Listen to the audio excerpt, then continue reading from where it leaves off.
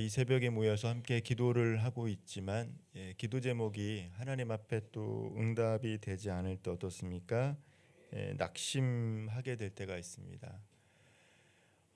간절한 기도 제목을 가지고 작정 기도할 때가 있어요. 평소에 이렇게 새벽에 나와서 기도할 때가 있지만 특별히 어떤 기도의 제목이 있어서 때로는 금식을 하고 때로는 기간을 정해서 작정 기도할 때가 있습니다. 근데 그 기도가 응답이 되지 않으면 낙심하게 되고 포기하고 싶을 때가 있죠. 분명히 하나님께서 약속하셨는데 왜 응답하시지 않을까? 하나님께서 침묵하실 때 마치 그 약속은 잊혀진 것 같이 불안해질 때가 있습니다. 우리가 함께 읽었던 이 본문 에스라 6장은 바로 그러한 상황 속에서 하나님께서 일하심을 보여주고 있어요. 이 성전은 건축이 시작되었지만 이 주변의 대적들로 특별히 이 유브라데스 강 서쪽 총독 다뜨네와 이스달 보스네의 방해로 큰 어려움을 봉착했습니다. 그들은 다리오 왕에게 서신을 보냈습니다. 편지를 보내서 유대인들이 어떠한 행위를 하고 있는지를 고발했어요. 그들이 불법 공사를 하고 있다. 그때 당시에 이제 120개가 넘는 구역이 있었는데 그 중에 하나가 이제 이 바벨론 이런 지역이었죠. 엄청 넓은 지역을 다스리고 있었는데 남유다 지역에서도 불법 공사를 하고 있다라고 보고를 했습니다. 사람들의 오해와 비난이 있었다라는 것이죠. 하나님의 일을 감당하려고 했는데 사람들이 오해했고 비난했고 방해했다라는 것을 말해주고 있는 거예요. 하나님께서 시작하게 하셨던 일임에도 불구하고 오해가 있고 방해가 있다라는 것을 말씀해주고 있습니다. 우리가 하나님의 뜻대로 삶을 살아가는 것 그리고 하나님의 일을 한다라는 것은 무엇입니까? 그것이 순탄하지 않을 수도 있고요. 사람들의 지탄을 받을 수도 있고 오해를 받을 수 있다라는 것을 우리는 기억해야 돼요. 하나님께서 성전을 건축하라고 했지만 성전을 건축하는 그 여정 속에서도 비방자들이 있었고 회방자들이 있었다라는 것입니다. 그러나 멈춰야 될 것 같은 그 상황 속에서도 하나님은 여전히 일하신다라는 것을 어제 본문에 이어서 오늘 본문은 계속해서 증거하고 있습니다. 이 다리오 왕은요, 이 다뜬의 요청대로 이 바벨론의 문서고에서 고레스의 칙령을 찾도록 명령했어요. 오늘 1절 말씀을 제가 한번 읽어보겠습니다. 이에 다리오 왕이 조서를 내려 문서 창고 곧 바벨론의 보물을 쌓아둔 보물 전각에서 조사하게 하여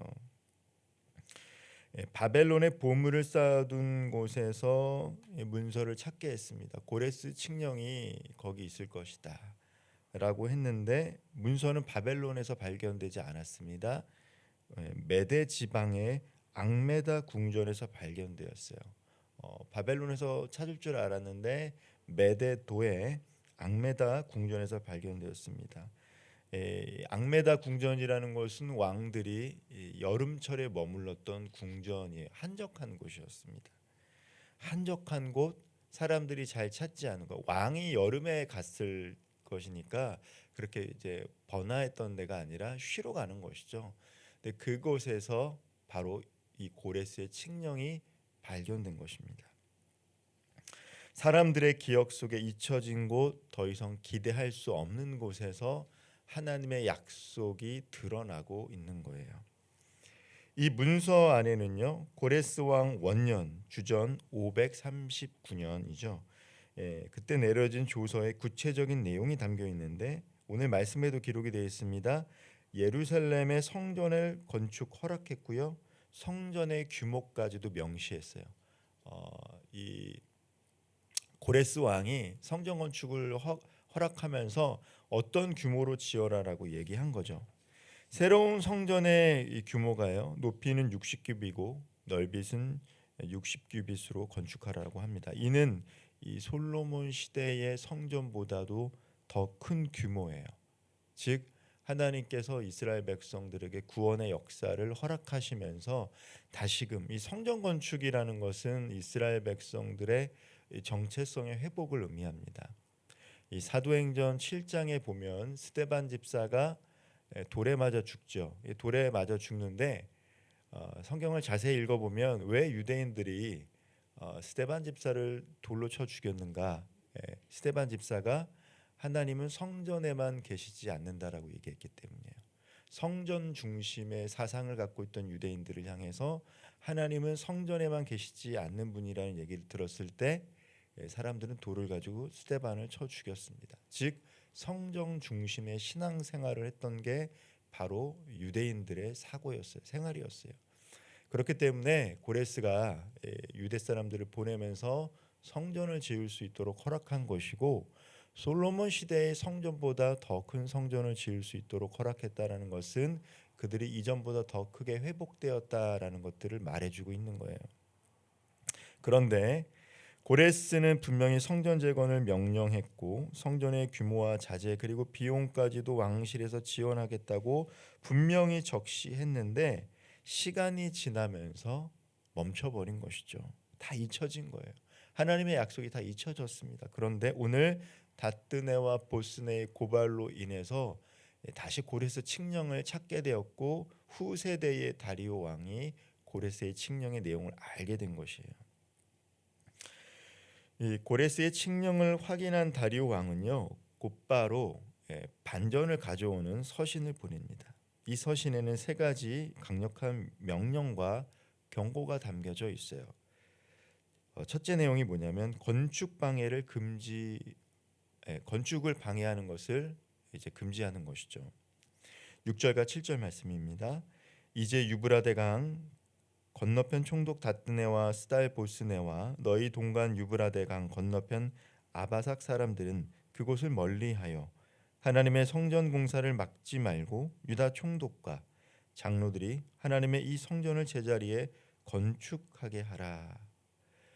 조서를 발견하니까 다리 왕이 그곳을 멀리하라라고 방해자들에게 명령하고 있습니다. 하나님께서 다시 다리오 왕의 입술을 통해 일하시는 거예요. 성전 건축을 방해했던 자들이여 이제 그들과 멀리하라라는 것이죠. 접근 금지 명령을 내리고 있습니다. 다리오는 오히려 유다 총독들과 장로들이 성전을 제자리에서 건축할 수 있도록 도와주고 있는 거예요. 그리고 두 번째가 금지 명령을 내릴 뿐만 아니라 왕실의 재정 지원을 약속하고 있습니다. 8절 말씀인데요. 내가 또 조서를 내려서 하나님이 이 성전을 건축함에 대하여 너희가 유다 사람의 장로들에게 행할 것을 알리노니 왕의 재산 곧 유브라데 강 건너편에 거둔 세금 중에 그 경비를 이 사람들에게 끊임없이 주어 그들로 멈추지 않게 하라.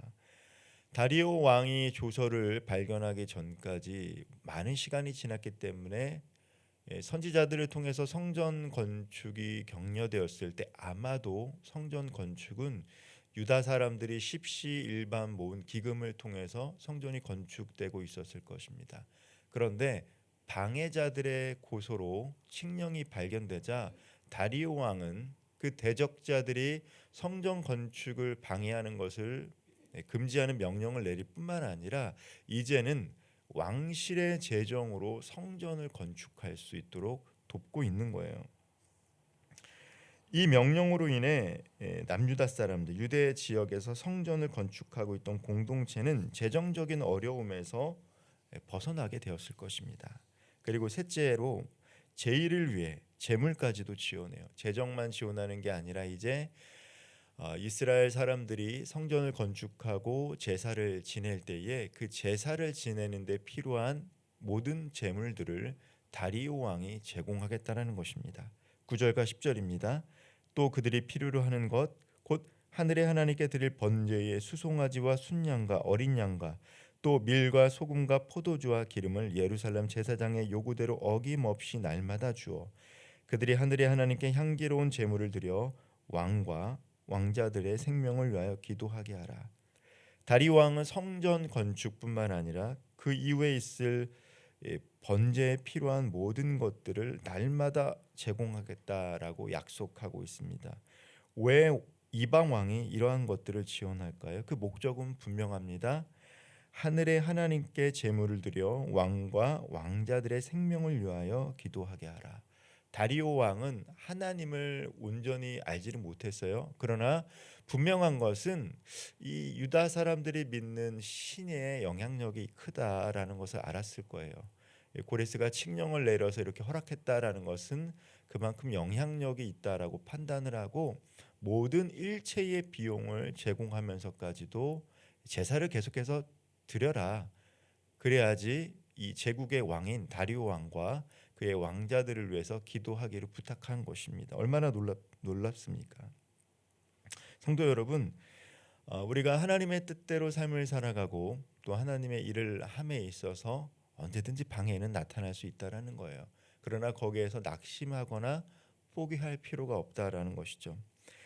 사람이 우리의 길을 막는다 하더라도, 환경이 우리의 길을 막는다 하더라도 하나님께서 한마디 하면 모든 것이 바뀌는 거예요. 이것이 바로 하나님의 역전입니다. 그리스도인들에게는 이 하나님의 역전의 순간들이 있는 거예요. 왕의 입술을 통해 하나님은 대적들을 물리치셨어요. 우리가 하나님의 뜻을 따르면, 그리고 하나님의 비전대로 삶을 살아가면 하나님은 우리가 전혀 상상하지 못한 방식으로 구원을 이뤄가시고 하나님의 백성들을 보호하시는 것을 우리는 말씀을 통해서 읽게 되는 것입니다. 오늘 우리의 삶에도 그 하나님의 손길이 함께 하고 계심을 믿으시기를 바랍니다. 말씀을 좀 마무리하겠습니다. 하나님은요, 하나님을 알지 못하는 이방 왕의 입술을 통해서 하나님의 잊혀졌던 약속들을 행하고 계시는 것이 오늘 본문 말씀입니다. 다리오 왕은 이 명령을 변조하거나 방해하는 자는 그 집을 무너뜨리고 거름더미가 되게 하겠다라고 강력히 경고하고 있어요. 그만큼 하나님은 하나님의 계획을 결코 흔들림 없이 이뤄 가시는 분임을 이방 왕의 입술을 통해서 증거하고 있는 것입니다. 사랑하는 성도 여러분, 오늘 이 새벽에 우리가 붙잡아야 할 것은 무엇입니까? 사람도 환경도 우리가 가진 것도 아니라 변하지 아니하는 하나님의 신실하심과 그분의 약속의 말씀입니다. 때로는 침묵 속에 계신 것처럼 보여도 하나님은 여전히 우리 삶을 향한 끊임없는 계획들을 가지고 계십니다. 지금 혹시 여러분들의 삶 속에 중단된 사역들이나 포기하고 싶은 기도의 제목들이 있습니까? 눈물로 씨를 뿌렸지만 아무 열매도 보지 못한 채 기다리고 있는 기도 제목들이 있다라면 다시금 오늘 하나님의 약속의 말씀을 기억하면서 하나님께서 우리들의 삶 가운데 약속하신 것들을 이뤄갈 때까지 인내하며 눈물로 기도할 수 있는 저와 우리 모든 성도님들 되기를 주님의 이름으로 축원드리겠습니다. 기도하겠습니다. 사랑의 하나님, 우리의 눈에 보이지 않을지라도 하나님의 시간에 하나님의 방법으로 역사하심을 믿습니다. 방해와 중단 속에서도 결코 멈추지 않으시는 하나님의 손길을 신뢰하게 하시고 다리오 왕의 입술을 통해 역사하셨듯이 오늘 우리의 삶 속에서도 말씀해 주셔서 멈추어졌던 삶의 영역에 생명력을 불어넣어 주시고 지친 영혼에게 소망을 회복시켜 주옵소서. 오늘도 하나님의 약속을 굳게 붙들며 순종의 걸음을 걸어가길 원하오니 성령 하나님, 오늘도 우리와 친히 동행하여 주옵소서. 예수님의 이름으로 기도합니다. 아멘.